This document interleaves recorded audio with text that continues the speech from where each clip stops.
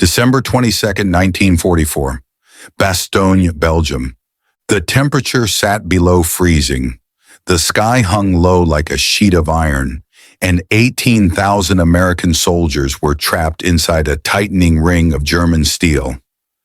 Out of the drifting snow, 4 German officers approached under a white flag, carrying an ultimatum written with absolute confidence. Your situation is hopeless. Surrender now to avoid total annihilation. Inside Bastogne, ammunition was running out. Wounded men filled every cellar, and the weather kept Allied aircraft grounded. On the map, the town looked like a single dim light about to be snuffed out. What the Germans didn't know was that more than 100 miles to the south, an American general had just made a promise so audacious that Eisenhower himself thought it was a joke. A vow to turn an entire army around in the middle of winter and drive through a blizzard to reach Bastogne. In the days ahead, the Germans would learn a brutal truth. Encircling Bastogne was not the same as breaking the will of the men inside it. In the early hours of December 16th, 1944, the Ardennes forest was silent in the kind of way only deep winter can produce. Snow rested on every branch, muffling sound, swallowing motion, freezing breath before it left the lips. For the American soldiers stretched thin across this long, wooded front, the silence felt reassuring. Many believed the Germans were finished. Many believed the war would be over soon. At precisely 5:30 a.m., the forest proved them wrong. The night erupted. 1,600 German artillery guns opened fire in a single, synchronized blast that ripped through the stillness like a saw tearing wood. Explosions rolled across an 80-mile front, bursting trees into splinters, turning snow into clouds of white smoke. Shock waves punched through the ground and knocked men off their feet. Private First Class Robert Leckie of the 99th Infantry Division wrote later, "The earth shook beneath us. Trees exploded. The air screamed. We had been told the Germans were done. We had been told wrong." This was Operation Wacht am Rhein, Hitler's final gamble. A strike meant not only to break the Allied line, but to split it in half, seize the port of Antwerp, and turn the course of the war. The attack began with total surprise. It had been prepared with a level of secrecy that bordered on the impossible. German units had marched at night through the Eifel forests, maintaining radio silence for days, transporting supplies by horse to mask engine noise, and assembling 410,000 men, 1,400 tanks, and more than 2,600 artillery pieces without alerting Allied intelligence. For months, the Western Front had felt stable. Now, in a matter of minutes, it was collapsing. For the German High Command, the Ardennes offensive wasn't merely an operation. It was an act of desperation, an attempt to claw back strategic initiative with the last strength the Wehrmacht possessed. General Major Heinz Kokott, commander of the 26th Volksgrenadier Division, described the final moments before the attack in his journal. The soldiers stood silent in the dark. Their breath froze in clouds before their faces. They knew what was at stake. This was our last chance.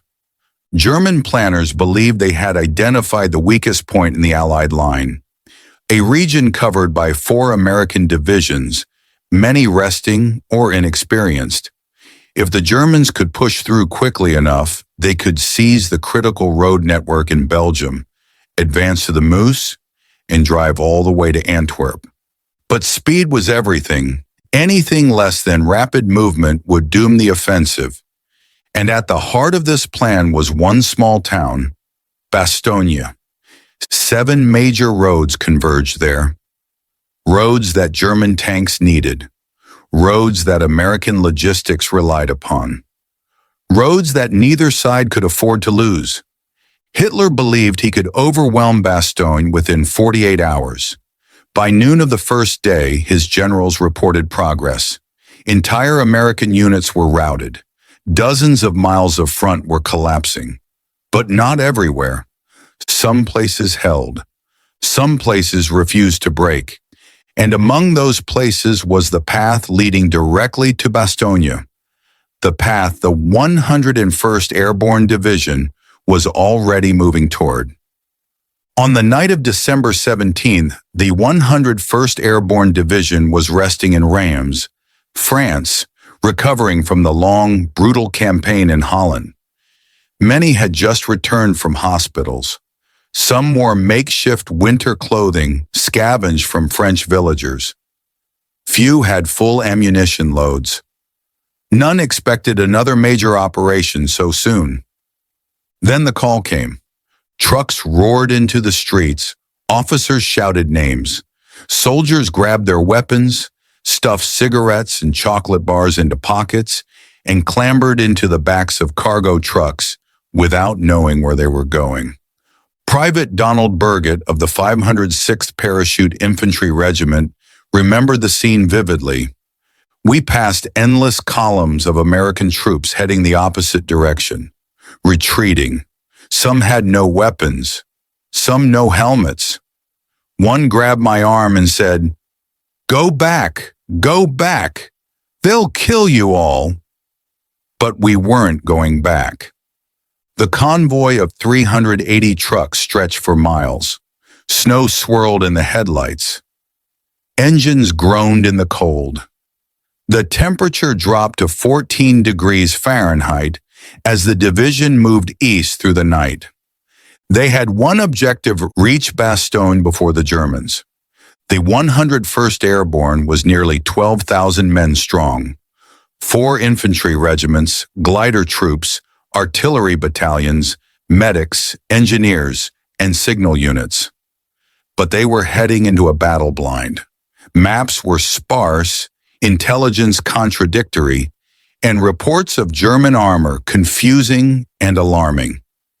Most soldiers didn't know that the elite 2nd Panzer Division and Panzer-Lehr Division were already closing in from the north and east. By 11:30 p.m. on December 18th, the 501st PIR became the first American unit to arrive in Bastogne, beating the German spearheads by mere hours. They set up roadblocks immediately. They dug in. They waited. The storm was coming. At dawn on December 19th, the first clash took place at the village of Noville, 3 miles north of Bastogne. Team de Sobry, a small task force of Sherman tanks, infantry, and tank destroyers, had set up a defensive line there under Major William de Sobry. Fog was thick, snow was falling, and somewhere beyond the haze the deep rumble of engines grew louder. Sergeant William McCluskey, a tank commander, described the moment he saw the first Panther appear. It looked like a monster. Our 75mm shells bounced off its front armor like ping-pong balls. For 48 hours, a tiny American force held back the entire 2nd Panzer Division. 15 Shermans stopped 31 German tanks. Major de Sobry was wounded. His command post was shelled. His infantry fought until frostbite glued their boots to their feet. But they bought time, precious hours, just enough for the 101st Airborne to spread across the roads leading into Bastogne. The noose was tightening, and the Americans were stepping into it willingly. On December 20th, Brigadier General Anthony McAuliffe arrived to take temporary command of the 101st. Calm, disciplined, and famously composed under pressure, he immediately assessed the situation. It was grim.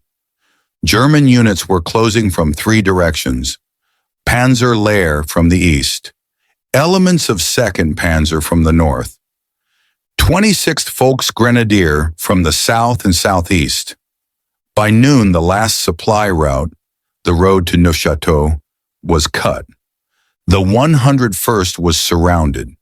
Captain Richard Winters of Easy Company described the night. We could hear tanks moving in the darkness.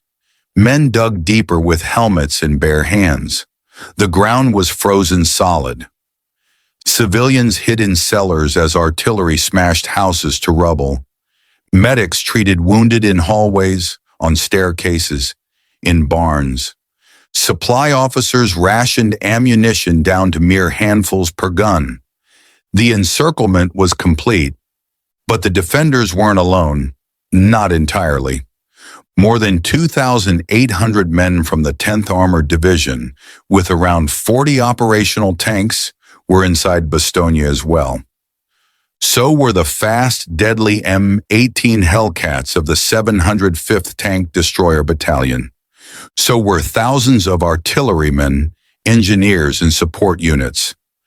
Roughly 18,000 Americans, cold, tired, hungry, and surrounded, now stood between the German offensive and its strategic objective. And at that exact moment, far to the south, another story began. A story that would turn Bastogne from a doomed last stand into one of the most extraordinary military rescues in history. On December 19th, 130 miles south of Bastogne, the Supreme Commander of Allied Forces, Dwight D. Eisenhower, called an emergency meeting in a cold French barracks in Verdun. Inside were the highest-ranking officers in the Western Theater: Field Marshal Montgomery, General Omar Bradley, Lieutenant General George S. Patton, and a small circle of intelligence staff. The room was tense. Reports from the Ardennes were chaotic. Entire divisions had been overrun. Gaps had opened in the line. The Germans were moving faster than expected. When Eisenhower finished reviewing the situation, he broke the silence. The present situation is to be regarded as one of opportunity for us and not of disaster. Patton grinned. Montgomery remained stone-faced. Bradley shifted nervously. Then Eisenhower turned to Patton. George, I need you to turn north. How quickly can you disengage and attack? What followed stunned everyone in the room. Patton replied, I can attack with 3 divisions in 48 hours. Air Chief Marshal Tedder laughed. Bradley looked incredulous. Eisenhower frowned. Don't be foolish, George. It's impossible. But Patton wasn't bluffing. For days he had suspected the Germans were preparing something. His operations officer, Colonel Oscar Koch, had been feeding him intelligence no one else believed. So Patton did the unthinkable. He pre-planned 3 different contingency offensives north before the Germans even attacked. He had fuel dumps ready, ammunition staged, medical stations positioned, routes scouted, traffic plans drafted. All he needed was the order. Eisenhower studied the map. The roads were icy, the distances vast, the weather catastrophic, but there was no choice. When can you start? The morning of the 22nd. Do it. Patton stood up, walked to a field telephone, and delivered one phrase. The code that set 250,000 men and 133,000 vehicles in motion. Play ball. The race to Bastogne had begun. What happened over the next 3 days remains one of the most remarkable feats of mobility in military history. Patton's Third Army had to pivot an entire corps 90 degrees, move more than 100 miles on icy roads, rewire 20,000 miles of communication lines, establish new artillery coordinates, relocate dozens of fuel and ammunition depots, march tanks and infantry through blizzards, and do it all in 48 hours. Lieutenant Colonel Creighton Abrams, commander of the 37th Tank Battalion, received his orders at 7 p.m. on December 19th. He had to move his tanks 150 miles in less than 20 hours in a blizzard. He later wrote, Tank commanders stood up in their turrets, freezing, guiding drivers who couldn't see the road. Men fell asleep standing up. Shermans guzzled fuel, 175 gallons each for the journey. Convoys slid into ditches, trucks jackknifed on black ice. Maintenance crews repaired tanks while engines were still running. Men's hands froze to metal tools.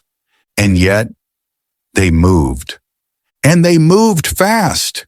Because every man in the Third Army understood the same truth.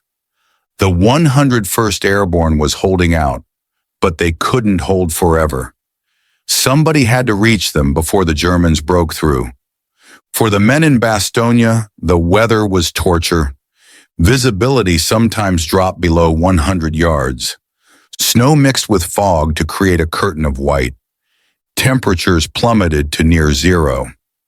Frostbite claimed toes, fingers, and feet every night. German officers described the weather as a gift, the best ally the Reich has ever had.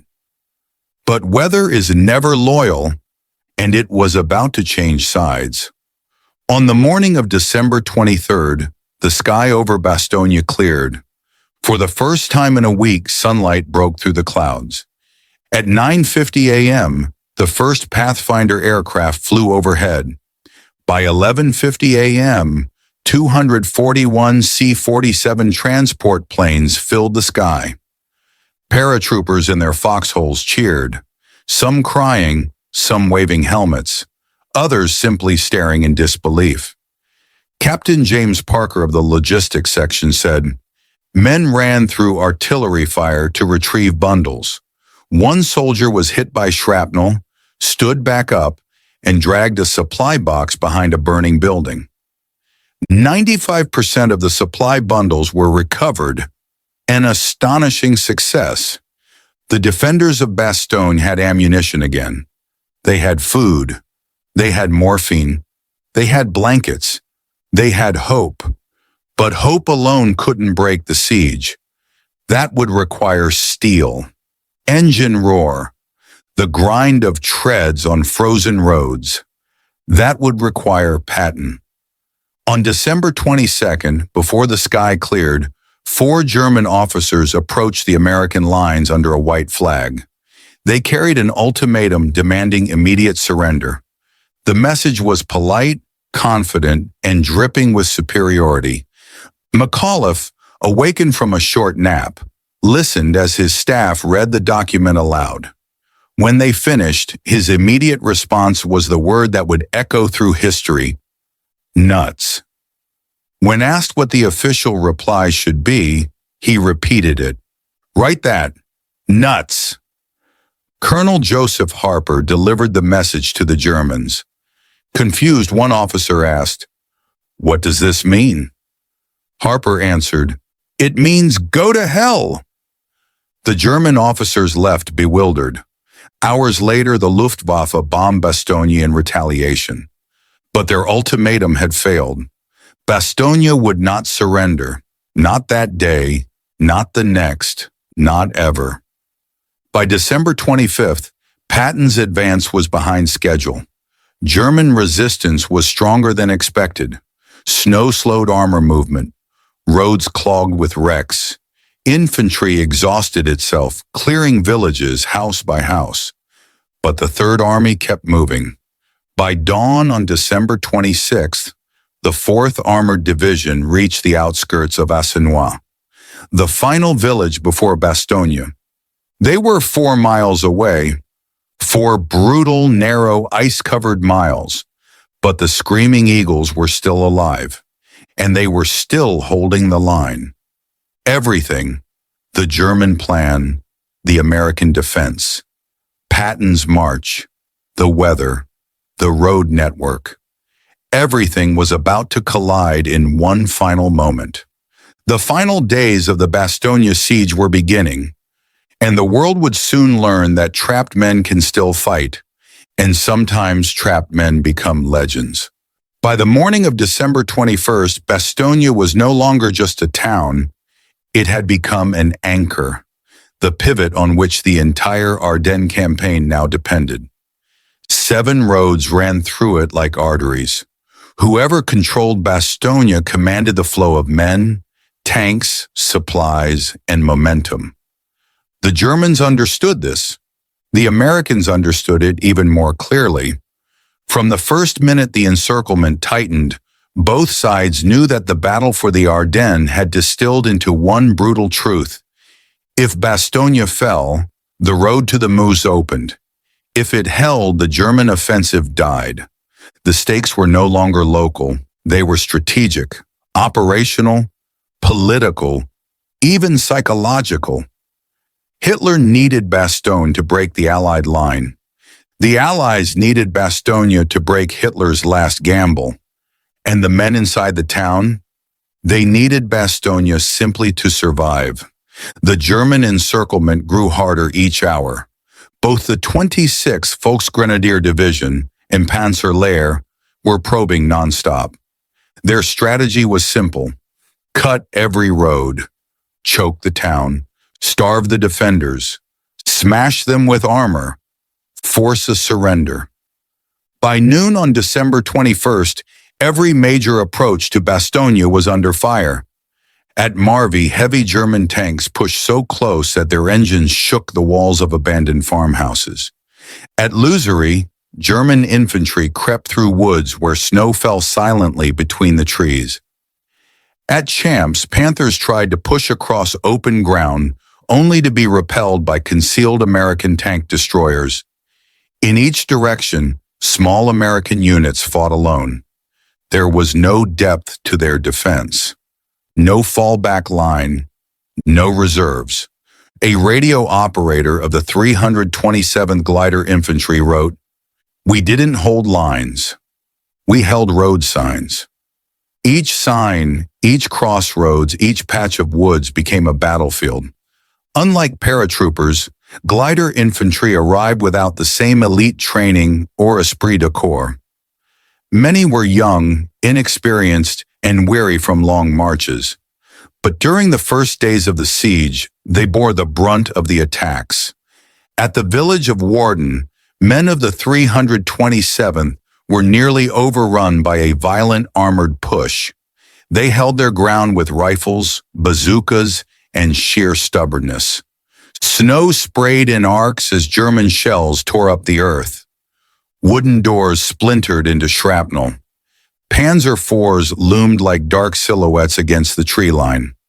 Lieutenant Charles Bogus of the Glider Infantry later described the fight. "We had no idea how many we were up against. We only knew there was no place left to fall back to." That simple truth echoed across Bastogne. There was nowhere left to fall back to. So the soldiers didn't fall back. They held, and they held hard. At Bastogne, the weather was as deadly as any German division. Fog was constant. It silenced the sky. It grounded Allied aircraft. It made resupply impossible. Frostbite crept into foxholes like a patient predator. Men's feet froze inside their boots. Hands turned numb. Faces cracked and bled. Fear lived in every shadow. But fear is strangely predictable in war. What broke soldiers' nerves was something else entirely. They couldn't see the enemy. Snow muffled movement, fog erased shapes, smoke blurred distances.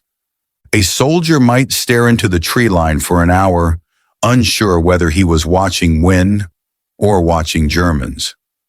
One paratrooper of Easy Company wrote, "The forest didn't look real. It looked like the world had ended, and we were the last ones left in it." This atmosphere made every contact unpredictable. Germans appeared suddenly, firing out of the white mist. American foxholes became islands surrounded by hidden threats. It wasn't a battlefield of grand maneuvers. It was a battlefield of inches, and inches cost lives. To the north of Bastogne lay the village of Noville, a small cluster of houses and barns that became a battlefield of disproportionate scale. Noville was the gateway to Bastogne. If the Germans broke through, they could sweep directly into the town. So the Americans held it with everything they had. Team Desaubry, reinforced by elements of the 506th PIR, kept the Germans locked in a bitter contest. Panthers and Panzer Grenadiers assaulted repeatedly. Shermans fired from hull-down positions behind frozen hedgerows. Infantry sprinted between barns under machine gun fire. The weather turned the fight surreal. Snow obscured muzzle flashes. Smoke hung low like fog. Frozen earth softened only where artillery had churned it to mud. For nearly 48 hours, the Americans held. During the final withdrawal, as Panthers pressed from three sides, radio communications broke down. Officers had to run through open fields to relay orders. 2 were shot. 1 was frozen stiff by the time his men reached him. But the withdrawal succeeded. The defenders fell back into Bastogne and closed the gate behind them. The cost had been enormous, but the time gained saved the entire defense. Once the defensive line took shape, the paratroopers did what they did better than almost any soldiers in the war. They dug foxholes. In the hard, iron-like winter soil, this was nearly impossible. Men hacked at frozen ground with entrenching tools until their hands bled. Engineers brought blowtorches to soften the top layer of earth.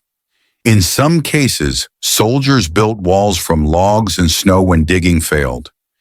Each foxhole became a miniature stronghold. 2 men per hole. Rifle angled toward the tree line. Blanket stiff with frost. A single helmet turned upside down to collect melting snow for drinking water. They positioned machine guns to cover kill zones. They wired grenades to strings for improvised alarms. They learned the sound of each German weapon, the snap of the Kar 98K, the growl of the MG-42, the rumble of Panther engines. By December 22nd, the line around Bastogne resembled a jagged ring of ice and fire. A glider infantry sergeant described the mood. "We weren't holding a town. We were holding a promise. That promise was simple. Bastogne would not fall." On the night of December 20th, the village of Marvy witnessed one of the earliest large-scale armored assaults. The attack came after dusk, when the sky was a deep purple and the snow reflected the thin moonlight. Tanks approached first, Panzer IVs lumbering through the open fields east of the village. Behind them, infantry rushed forward in dark clusters. American bazooka teams took position behind stone walls. Machine gun crews braced for recoil. Artillery observers adjusted coordinates with shaking hands. When the first flash appeared from a panzer gun, the village seemed to explode. Walls shredded. Roofs collapsed. Barns caught fire, creating bizarre columns of orange flame that pierced the blue night. The Americans fell back house by house, room by room, floor by floor. Some units fought from barns until the rafters burned over their heads. Others retreated into the woods, then counterattacked minutes later. The fighting lasted nearly all night. By dawn, Marvy was a graveyard of burnt timber and shattered armor. The line had bent, but it had not broken. This would define Bastogne: bending, bleeding, suffering, but not breaking. While soldiers battled in the fields and forests, civilians endured their own nightmare. Families huddled in cellars with blankets, food scraps, and a few candles. Children covered their ears during heavy shelling. Elderly residents prayed quietly while explosions shook the walls. One Belgian farmer later recalled, "The Americans were cold and hungry, but they brought hope. The Germans brought fire." In some houses, civilians and wounded paratroopers shared the same basement. Medic teams worked by lantern light. Blood pooled on stone floors. Men screamed through surgeries performed without anesthesia. A nurse, René Lemaire, later known as the Angel of Bastogne, worked tirelessly, soothing wounded men, cleaning wounds with boiling snow water, and comforting the dying. But her service would end in tragedy when a German bomb struck the makeshift hospital. The lives of soldiers and civilians were intertwined. Both suffered, both endured. On December 23rd, the weather changed. For the first time in a week, a faint sun pressed through the clouds. By mid-morning, the fog lifted completely. What happened next became one of the most emotional moments of the entire battle. At 11:50 a.m., the sky filled with the distant hum of engines. Hundreds of aircraft appeared. C-47 sky trains in formation, flying low and steady. The men in foxholes screamed with excitement. Some fired rifles into the air in celebration. Others simply sat and cried, exhausted beyond words. A paratrooper wrote, "I never thought I'd be so happy to see a plane drop a wooden box." Supply bundles parachuted through the sky. Ammunition, food, blankets, bandages, radio batteries, and even Christmas mail. The cargo drop achieved a recovery rate of nearly 95%, an unprecedented accomplishment. This moment didn't win the battle, but it changed its trajectory. The men in Bastogne were no longer fighting with the last rounds in their pockets. They were fighting with hope, and hope in war can be a weapon all its own. Inside German command posts, frustration grew. Bad weather had been their ally. But now the sky was clear, Allied aircraft were active, and their timetable was collapsing. The commander of Panzerlehr, General Fritz Bayerlein, wrote to High Command, "The American paratroopers fight like fanatics, and the weather is no longer ours." Meanwhile, the 2nd Panzer Division, which had pushed far to the west toward the Moose River, realized its entire advance was unsupported. Units were strung out and vulnerable. Fuel shortages worsened. The German offensive, once bold and ambitious, began to look thin, fragile, and unsustainable. The more the Germans pushed around Bastogne, the more they drained their strength, manpower, fuel, and morale. And still, Bastogne stood. By Christmas morning, the 4th Armored Division was within striking distance of Bastogne. They were battered, cold, and exhausted, but moving. Their advance had been a brutal series of block-by-block, tree-by-tree fights. Tank crews slept in their vehicles. Infantry slept in snow. Drivers fought icy roads that seemed determined to swallow their machines. But every man understood the same thing. If Bastogne broke, the Ardennes line broke. If the Ardennes line broke, the war dragged on for months. They pushed harder. A tank commander of the 8th Tank Battalion said, "We weren't moving for glory. We were moving because people were dying." The final push would come soon, and in Bastogne, the Screaming Eagles were preparing for another night of shelling, unaware that relief was only hours away. The night of December 25th was one of the fiercest of the siege. German guns opened fire in a barrage heavier than any previous day. Artillery screamed overhead. Shells detonated in rapid succession. Buildings collapsed in waves of dust and flame.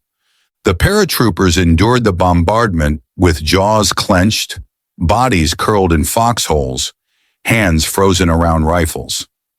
Medics sprinted through the darkness, carrying stretchers. Chaplains prayed over the wounded. Engineers cleared rubble with bleeding fingers. Just before midnight, a runner arrived at division headquarters with news. "Patton is close." The message spread in whispers, traveling from foxhole to foxhole, bunker to bunker. It wasn't celebration, it wasn't cheering. The men were too exhausted for that. but for the first time in days they allowed themselves to believe they might live. When morning arrived on December 26th, the men in Bastogne had no idea that tanks of the 4th Armored Division were already fighting their way through the last German defensive line in Ardennes. They had no idea that relief was so close they could have heard the engines if the wind shifted. All they knew was this: they were still surrounded. They were still cold. They were still alive. The turning point was in motion. The final act of the siege was about to begin. And by the end of the day, the history of Bastogne and the fate of the Battle of the Bulge would change forever. By the morning of December 23, 1944, Bastogne no longer resembled a town. It looked like the carcass of a ship trapped between frozen waves, weathered by snow, wind, and artillery. Snow layered the empty streets like a burial shroud. Shattered glass glittered in the frost. Walls sagged inward. Smoke drifted through silent alleys. Every time German artillery paused, a strange stillness settled across the ruins. An unnatural, breathless quiet. The kind of silence that feels carved from stone. Soldiers moved slowly. They spoke quietly. Even their breathing seemed heavy. Radio batteries were failing. Signals grew weaker. Units communicated more with eye contact than with equipment. Deep down, every man understood a truth none dared say aloud. Surviving the German encirclement was only half the fight. Surviving Bastogne itself was the other half. No one knew when the next barrage would land. No one knew which foxhole would be buried next. No one knew who would freeze to death before morning. Outside the lines, the enemy was visible. Inside the lines, the enemy was everything. Cold, hunger, darkness, fear. Bastogne had become a world with its own rules, and those rules were ruthless. Many American soldiers had fought through mud, jungle, and cities, but nothing prepared them for the Ardennes winter. Temperatures fell below freezing day and night. Wind cut through uniforms like knives. Frost formed on eyelashes. Hands stuck to metal like glue. Boots stiffened into blocks of ice. Water froze inside canteens. The cold did not merely hurt. It stole strength. It slowed reaction. It clouded judgment. It dulled the will. One soldier from the 501 PIR recalled, "I touched my rifle one morning and the skin on my hand tore off. Not from force, from cold. But I couldn't feel a thing." In many foxholes, men pressed their bodies together to preserve warmth. They wrapped feet in burlap sacks. They layered themselves with anything they found. Parachute cloth, blankets, scraps of canvas, even wallpaper stripped from abandoned houses. Some soldiers slept and never woke again, frozen in their foxholes, silently without a sound. The cold killed without bullets, and it killed quickly. During the first days, every man received a modest ration, but once the encirclement tightened and supply drops stopped, food vanished. Rations were reduced again. Then again. Then again. Meals turned into fragments. A can of meat divided 3 ways. A chocolate bar divided 6 ways. A piece of cracker softened with melted snow. Men counted calories the way they counted ammunition. Many devised their own solutions, eating snow to stay hydrated, swallowing instant coffee directly from the packet, sharing crumbs recovered from coat pockets, cutting frozen horse meat from dead German animals and roasting it over burning boxes. A paratrooper said, "When you eat frozen horse meat and thank God for it, you realize you're living in hell." Weakness spread. Hands trembled from hunger. Feet moved slower. Eyes lost their focus. Hunger didn't just starve the body, it drained the spirit. War without ammunition is a cruel contradiction, but in Bastogne, it became reality. Many riflemen carried only 40 to 60 rounds. Machine gun belts dwindled. Bazooka rounds became priceless. Some soldiers plugged rounds into their bootlaces so they could count them. Each bullet lost was a heartbeat lost. Firing discipline grew severe. No shooting at shadows. No shooting without a confirmed target. No warning shots. No bursts longer than necessary. One officer ordered, "If you miss, you pay." Not as punishment, but because every miss brought the Germans closer. The soldiers fought like men who knew they were down to their last breath and had to make each breath count.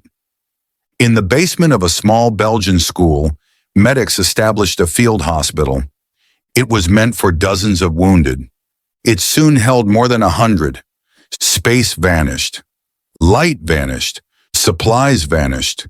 They ran out of morphine, ran out of bandages, ran out of clean water, ran out of blankets. The air in the basement became thick with smells: blood, sweat, snowmelt, cold stone, burned flesh, rotting cloth. Renée Lemaire, a Belgian nurse, moved tirelessly between the wounded, washing them, comforting them, whispering words they could not hear. To American soldiers, she became the Angel of Bastogne. On December 24th, a German bomb struck the hospital. Renée and more than 30 wounded men died instantly. The survivors dragged charred bodies through snow, leaving dark trails behind them. A medic said quietly, "If an angel can die in this place, then Bastogne truly is hell." Night was the most terrifying time. Trees creaked like bones under stress. Wind moaned through ruined houses. Snow fell in veils of white silence. Foxholes grew colder than ice. Men shivered uncontrollably. German troops moved like phantoms in the dark. Fast, silent, wearing white camouflage. Americans strained their eyes into the blackness, unsure if they were watching a drifting branch, a trick of the wind, or a German patrol creeping forward. If they fired, they wasted ammunition. If they didn't fire, they might die. Skirmishes erupted suddenly, a burst from an MG-42 slicing through the dark, a grenade arc glowing faintly in moonlight, footsteps crunching snow, a cry of pain, silence. Some fights devolved into hand-to-hand combat. Two figures wrestling in frozen mud, breath steaming, knives scraping, neither able to see the other's face. When the sun rose, soldiers often discovered bodies yards from their foxholes. Men who had died quietly, unseen, unknown. Night in Bastogne was a predator, and it hunted without mercy. There were moments when the entire defense hung by a thread. The fight near Champs. Panthers broke through American lines and advanced dangerously close to artillery positions. Only a handful of bazooka teams saved the day, firing at such close range that backblasts burned their uniforms. The Borsy Ridge. The 506th was hit from three sides, its lines crumpling under pressure.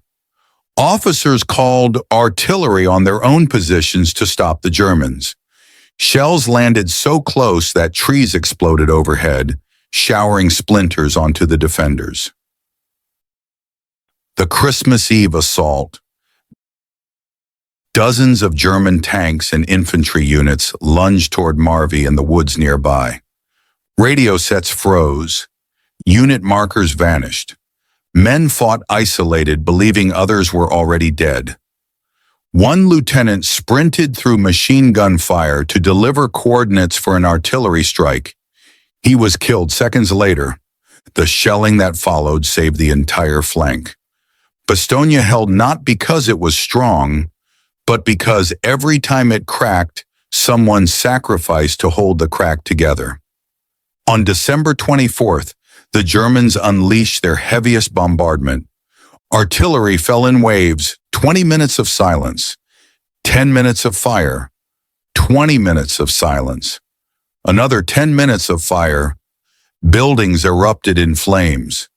Steel beams glowed orange. Snow turned black. Air filled with dust, ash, and smoke. Soldiers curled in their foxholes, praying the next shell would land elsewhere. Some cried silently. Others clenched their jaws. A few whispered to no one. It was Christmas. But no one in Bastogne remembered the date. It was simply another night to survive. On December 25th, the weather cleared again. More supply drops fell. Men scrambled under fire to recover them. But supplies didn't erase the cold, didn't heal the wounded, didn't rebuild the dead. Hope arrived, but it came with a price. The defenders had to endure one more day, one more night, one more German attempt to crush them. They survived the dark. They survived the hunger. They survived the cold. But survival had cost them strength they could never regain. At 5:30 a.m., the last major German assault began. 18 tanks, Panzer IVs and Panthers, attacked from the west. More than 400 infantry surged behind them, weapons glinting in first light. Many American defenders were too cold to stand. Some couldn't feel their fingers enough to load magazines. Many had slept only minutes and days, but they fought. Hellcats of the 705th Tank Destroyer Battalion hid in ruined buildings, ambushing tanks at point-blank range.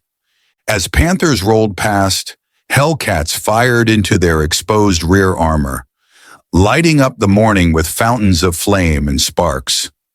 By 10 a.m., the German assault collapsed. Burning tanks littered the snow. Bodies lay frozen in unnatural poses. Bastogne had survived the worst attack of the siege. Just hours later, the sound of American engines would echo across the fields. Exhaustion in Bastogne was unlike exhaustion anywhere else. It wasn't fatigue. It wasn't sleepiness. It was the body shutting down, the mind dimming, the spirit thinning. Men forgot their names, forgot dates, forgot faces. They fought in a haze, half awake, half frozen. One paratrooper wrote, "I didn't fear death. I feared falling asleep and never waking up. Some forgot to eat, some forgot to drink, some forgot to blink. They existed in a state between life and something colder, quieter, heavier. And they stayed there for days." Movies often show the 101st cheering when Patton's tanks arrived, but the real moment was different, quieter, more human, more painful. When the first tanks of the 37th Tank Battalion reached the lines, many paratroopers simply stared. They didn't stand, didn't shout, didn't wave. Some nodded, some whispered, "About damn time." Some tried to smile, but couldn't. A tank crewman remembered. They looked grateful, but they also looked dead on their feet. Relief had come, but joy was a luxury Bastogne's defenders no longer possessed. Bastogne wasn't won by superior firepower, not by numbers, not by armor. It was won by endurance, endurance against cold, endurance against hunger, endurance against fear, endurance against despair. The men did not fight to achieve glory. They fought because the alternative was unthinkable. They fought because the man next to them refused to break. Bastogne became the ultimate symbol of willpower, the ability of human beings to hold on when everything around them collapses. When Patton arrived, Bastogne was still breathing, but barely. The landscape was a mixture of frozen bodies, collapsed homes, blood-soaked snow, burning ruins, foxholes filled with ice, faces hollowed by hunger, hands cracked by cold, eyes dulled by sleeplessness. The men had been pushed to the very threshold of human endurance, and then pushed beyond it. No film can fully capture Bastogne. No diary can fully describe it. No history book can fully translate it. It was not simply a battlefield. It was a crucible, a place where men faced not just the enemy, but the breaking point inside themselves. By Christmas night, Bastogne had endured every form of suffering winter and war could produce. And yet the final German offensive, the most violent, the most desperate, was still ahead. Christmas Day had brought a miracle in the sky. Clear weather, supply drops, C-47s gliding through sunlight like messengers from another world. But for the men on the ground, the miracle did not erase what lay ahead. Everyone sensed it. The Germans weren't done. Across the frozen woods east of Bastogne, engines turned over. Tracks clanked against ice. Infantry wrapped in white camouflage moved like ghosts toward their assault positions. They had one mission: break Bastogne on December 26th. Hitler demanded it. German corps commanders repeated it. Every battalion on that front understood what failing meant. This would be the last push, the final attempt to crush the pocket before American armor arrived. At 5:30 a.m., as the first faint gray light crept over the snow, the German artillery began. The barrage shook the ground like a living thing. Shells burst among the trees. Shrapnel hissed through branches and ricocheted off frozen earth. Then came the tanks. 18 of them, Panthers and Panzer IVs, accompanied by hundreds of infantry from the 15th Panzer Grenadier Division. They advanced through snowdrifts glowing blue in the cold dawn. Their breath rose in clouds. Their armor gleamed with frost. Their engines roared with a confidence that said, "This ends now." They smashed into the western sector of the American lines, the position held by the 327th Glider Infantry. Foxholes collapsed under treads. Machine gun nests vanished. Men were blown out of their positions by sheer concussion. One paratrooper remembered, "A tank rolled over the edge of my foxhole. I could see the ice on its treads. I thought that was the last thing I'd ever see." The line bent, it cracked, but it did not break. The one American unit positioned perfectly for this moment was the 705th Tank Destroyer Battalion, the M18 Hellcats. Lightly armored, fast, dangerously vulnerable, but deadly when hidden. They had dug in among ruined houses days earlier. Their commanders knew the Germans would eventually commit armor, and they knew exactly where the tanks would try to push through.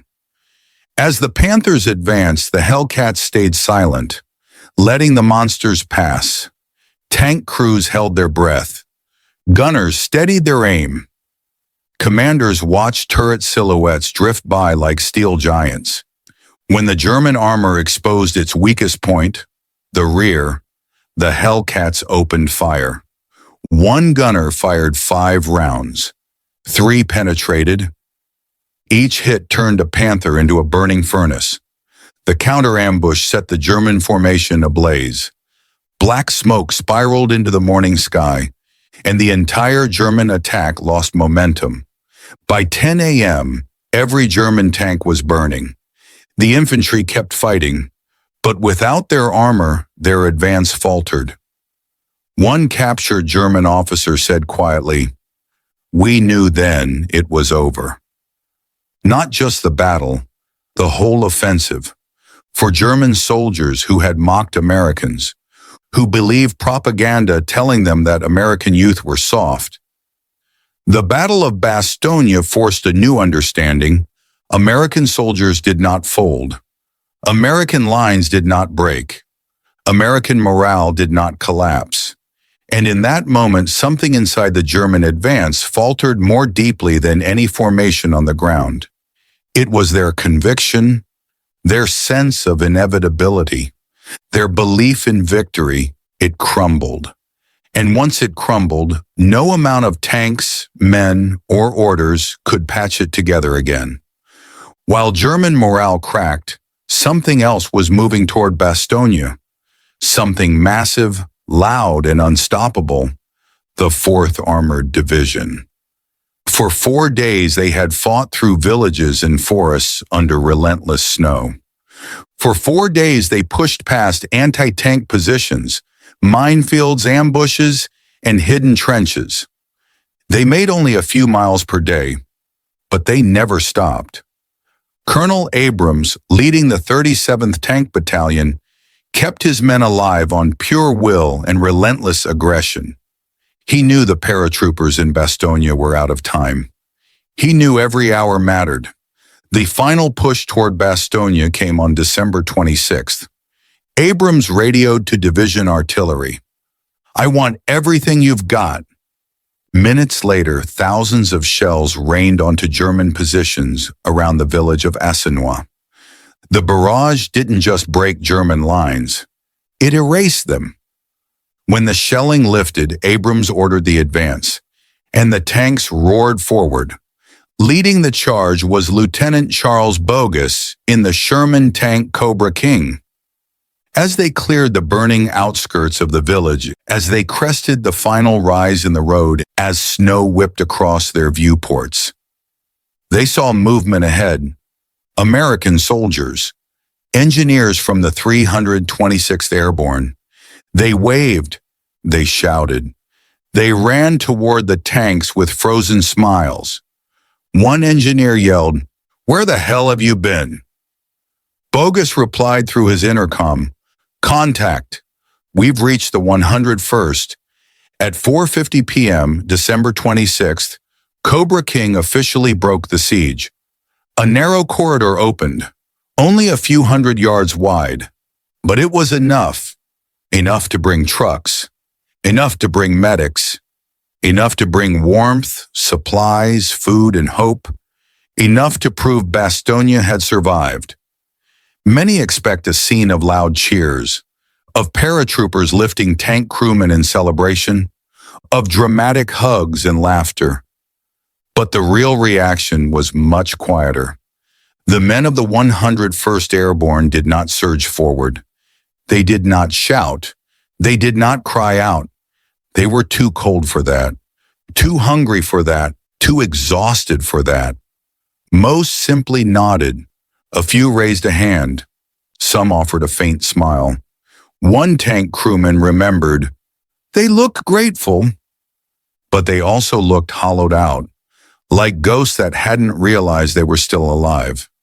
For many soldiers in Bastogne, the relief was not a moment of triumph. It was a moment of exhale. The kind of exhale a man releases when he realizes he isn't going to die today. The corridor was open, but that did not mean safety. German units counterattacked repeatedly. Artillery continued to fall. Snipers remained active. Roads were mined. Patrols disappeared in the woods. But the difference was enormous. Bastogne was no longer isolated. Supplies could flow. Armor could enter. Wounded could be evacuated. Fresh units could rotate. Reinforcements could consolidate lines. The German noose had loosened. The defenders were battered, but no longer suffocating.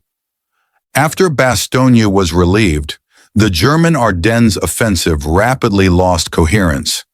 Fuel shortages crippled their armored thrust. Allied air power returned in overwhelming numbers. German casualty lists exploded.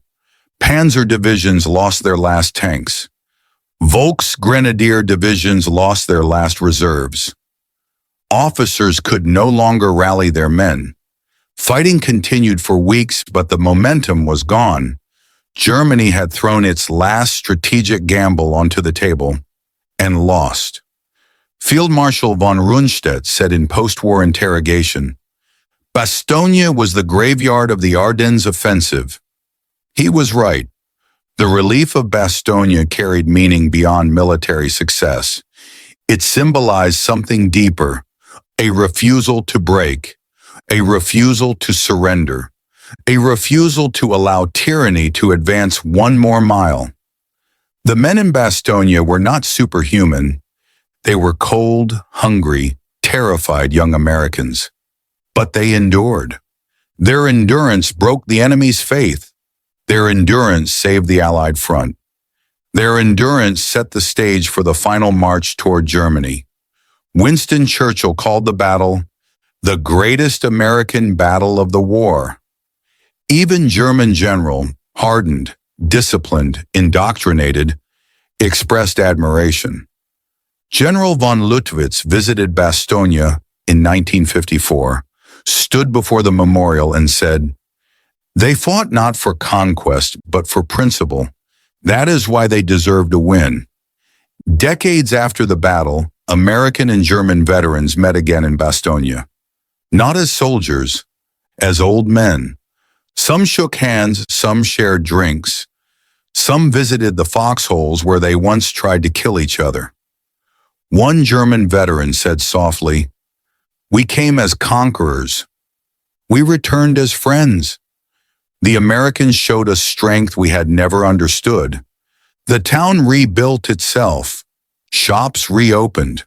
Children played in streets once scarred by shell fire. Life returned to a place where death had once lingered.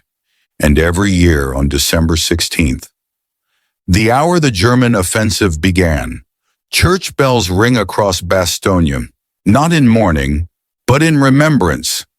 Outside Bastogne, one foxhole has been preserved exactly as it stood in 1944. Inside it, the earth is still frozen. Branches still lie across the rim.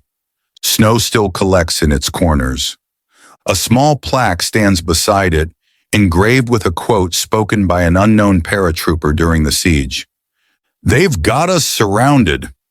The poor bastards." It is simple, it is crude, but it captures the spirit of the defenders more accurately than any monument ever could. The Battle of Bastogne is not merely a story of tanks and artillery. It is not a story of tactics or logistics alone. It is a story about will. The will to fight when ammunition runs out. The will to endure when bodies freeze. The will to resist when every rational calculation says resistance is suicide. The defenders of Bastogne did not win because they were the strongest. They won because they refused to surrender, and because somewhere miles away, men like Patton and Abrams refused to let them die. Bastogne proves a simple truth. Freedom survives because someone, somewhere, always decides that surrender is unacceptable. In December 1944, that decision belonged to the men of the 101st Airborne and the armor of the Third Army. Their courage helped secure the future of Europe. Their endurance helped define the character of a nation. Their defiance helped turn the tide of a world at war. The snow eventually melted. The foxholes filled in. The tanks rusted away. But the spirit of Bastogne remained. Quiet, unbreaking, eternal.